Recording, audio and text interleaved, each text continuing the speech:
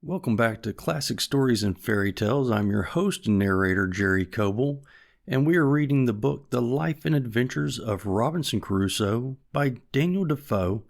And today we're going to be reading Chapter 15, which is titled Friday's Education. Real quickly, I want to apologize for being a day late and $1 short, but you all know how life goes. Sometimes it's a little spontaneous, a little hectic and chaotic, and that's been the case for me, and so I'm, like I say, a little bit behind schedule, but nonetheless, here we go.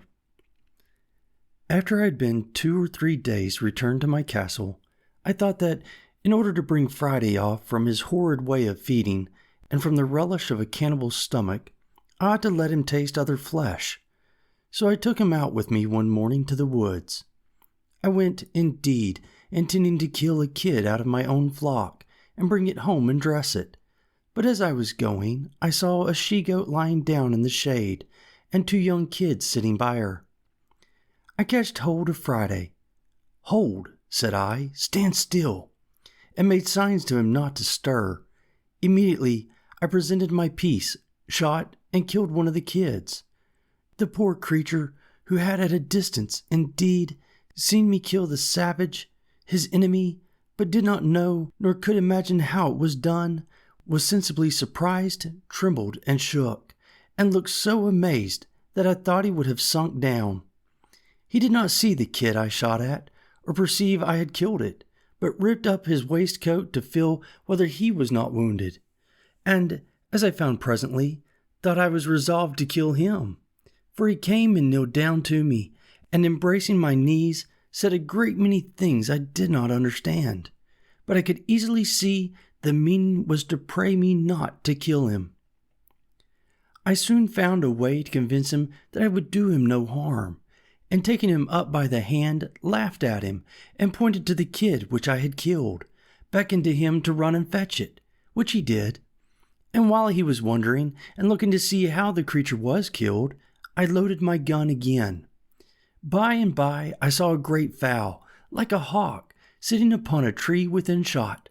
So, to let Friday understand a little what I would do, I called him to me again, pointed at the fowl, which was indeed a parrot, though I thought it had been a hawk.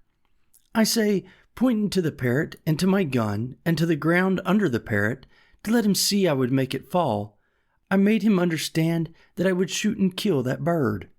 Accordingly, I fired and bade him look, and immediately he saw the parrot fall. He stood like one frightened again, notwithstanding all I had said to him, and I found he was the more amazed, because he did not see me put anything into the gun, but thought that there must be some wonderful fund of death and destruction in that thing, able to kill man, beast, bird, or anything near or far off. And the astonishment this created in him was such as could not wear off for a long time, and I believe, if I would have let him, he would have worshipped me and my gun. As for the gun itself, he would not so much as touch it for several days after, but he would speak to it and talk to it, as if it had answered him when he was by himself, which, as I afterwards learned of him, was to desire it not to kill him.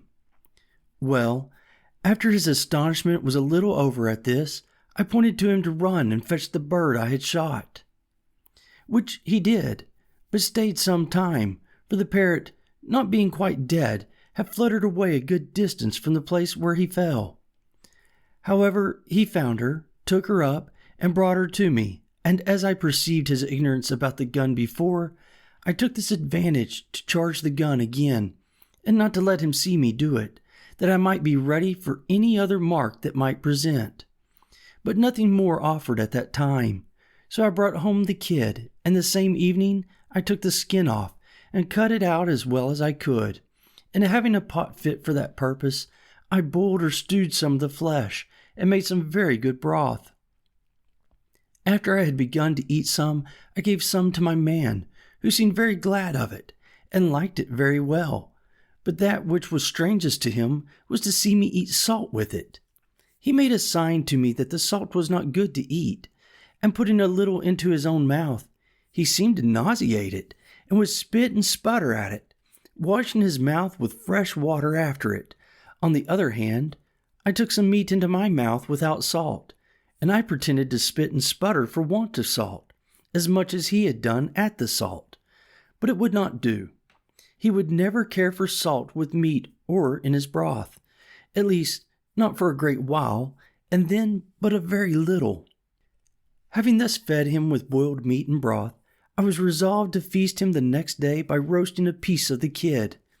This I did by hanging it before the fire on a string, as I had seen many people do in England, setting 2 poles up, one on each side of the fire, and one across the top, and tying the string to the cross stick, letting the meat turn continually. This Friday admired very much, but when he came to taste the flesh, he took so many ways to tell me how well he liked it that I could not understand him, and at last he told me, as well as he could, he would never eat man's flesh any more, which I was very glad to hear. The next day I set him to work beating some corn out and sifting it in the manner I used to do, as I observed before, and he soon understood how to do it as well as I, especially after he had seen what the meaning of it was, and that it was to make bread of. For after that I let him see me make my bread and bake it too, and in a little time Friday was able to do all the work for me as well as I could do it myself. I began now to consider that having 2 mouths to feed instead of one, I must provide more ground for my harvest and plant a larger quantity of corn than I used to do. So I marked out a larger piece of land and began the fence in the same manner as before, in which Friday worked not only very willingly and very hard, but did it very cheerfully. And I told him what it was for, that it was for corn to make more bread, because he was now with me, and that I might have enough for him and myself too. He appeared very sensible of that part, and let me know that he thought I had much more labor upon me on his account than I had for myself, and that he would work the harder for me if I would tell him what to do. This was the pleasant year of all the life I led in this place. Friday began to talk pretty well, and understand the names of almost everything I had occasion to call for, and of every place I had to send him to, and talked a great deal to me, so that, in short, I began now to have some use for my tongue again, which, indeed, I had very little occasion for before. Besides the pleasure of talking to him, I had a singular satisfaction in the fellow himself. His simple, unfeigned honesty appeared to me more and more every day, and I began really to love the creature, and on his side, I believe he loved me more than it was possible for him ever to love anything before. I had a mind once to try if he had any inclination for his own country again, and having taught him English so well that he could answer me almost any question, I asked him whether the nation that he belonged to never conquered in battle, at which he smiled and said, yes, we always fight the better. That is, he meant always get the better and fight, and so we began the following discourse. Master, you always fight the better. How came you to be taken prisoner then, Friday? Friday, my nation beat much for all that. Master, how beat? If your nation beat them, how came you to be taken? Friday, they more than my nation. In the place where me was, they take 1, 2, 3, and me. My nation overbeat them in the yonder place, where me no was. There my nation take 1, 2, great thousand. Master, but why did your side not recover you from the hands of your enemies in? Friday, they run 1, 2, 3, and me, and make go in the canoe. My nation have no canoe that time. Master, well, Friday, and what does your nation do with the men they take? Do they carry them away and eat them, as these did? Friday, yes, my nation eat men's too, eat all up. Master, where do they carry them? Friday, go to other place, where they think. Master, do they come hither? Friday, yes, they come hither, come other else place. Master, have you been here with them? Friday, yes, I have been here, points to the northwest side of the island, which, it seems, was their side. By this I understood that my man Friday had formerly been among the savages who used to come on shore on the further part of the island on the same man-eating occasions he was now brought for, and some time after, when I took the courage to carry him to that side, being the same I formerly mentioned, he presently knew the place, and told me he was there once, when they ate up 20 men, 2 women, and 1 child. He could not tell 20 in English, but he numbered them by laying so many stones in a row and pointing to me to tell them over. I have told this passage because it introduces what follows, that after this disclosure I had with him, I asked him how far it was from our island to the shore, and whether the canoes were not often lost. He told me there was no danger, no canoes ever lost, but that after a little way out to sea, there was a current and wind, always one way in the morning, the other in the afternoon. This I understood to be no more than the set of the tides, as going out or coming in, but I afterwards understood it was occasioned by the great draught and reflux of the mighty river Orinoco, in the mouth or gulf of which river, as I found afterwards, our island lay, and that this land, which I perceived to be west and northwest, was the great island Trinidad, on the north point of the mouth of the river. I asked Friday 1,000 questions about the country, the inhabitants, the sea, the coast, and what nations were near. He told me all he knew with the greatest openness imaginable.